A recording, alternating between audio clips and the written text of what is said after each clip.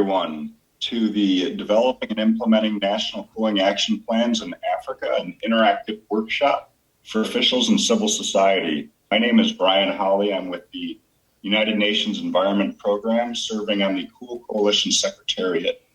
We are delighted to welcome you here today. We have a couple of hours of various speakers, interactive questions and answer sessions. You'll be able to submit questions during those Q&A sessions via the chat function at the bottom of your screen.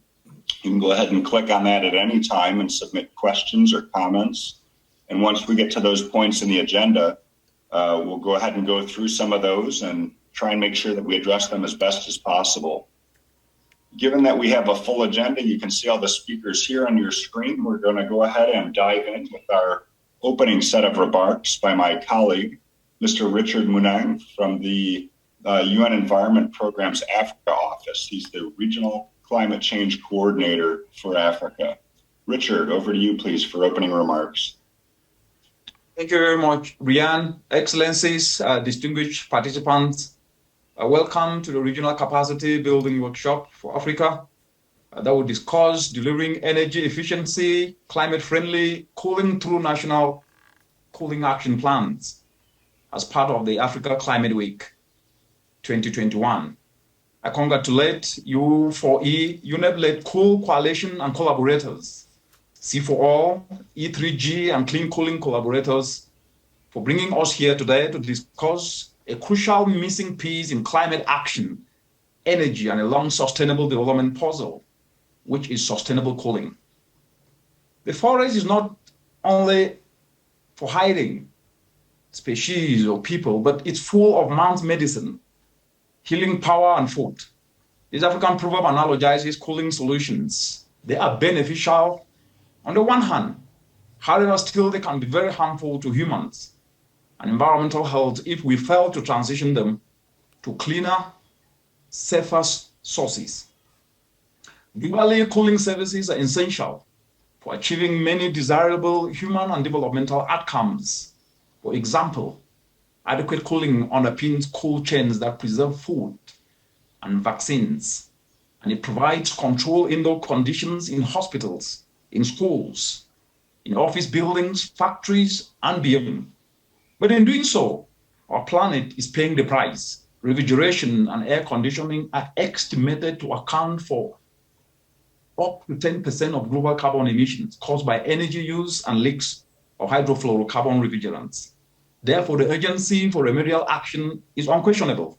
49 days ago, the IPCC in its sixth assessment report showed that the globe is on a path to breach the safe 1.5 warming limit in just 2 decades from today.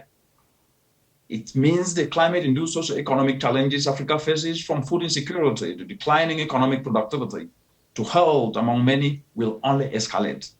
The opportunity to mitigate emissions in cooling is one we must urgently seize. The UN Environment Program and the International Energy Agency cooling synthesis report showed that by combining energy efficiency and refrigerant improvements in refrigeration, we can avoid the equivalent of 4 to 8 years of total annual greenhouse gas emissions in just 29 years from today. In the Africa region, the IEA projects electricity demand for cooling is on track to jump tenfold by 2040.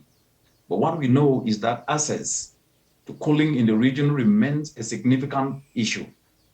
Up to 359 million people in Africa lack access to cooling, putting them at high risk. Across the continent, an average of 50% of what is produced is lost, and this is an amount valued at 4 billion annually and could feed over 300 million people. Sustainable cool change would reduce food losses, boost farmer incomes, and enhance the attainment of the Sustainable Development Goal. For example, decentralizing simple solar fridges has been proven to reduce losses and enhance incomes. I am happy to note that Rwanda government, and in collaboration with the University of Birmingham and the UN Environment Program, brings together multidisciplinary experts with commercial partners to develop and demonstrate ways of delivering affordable, sustainable cold chain systems.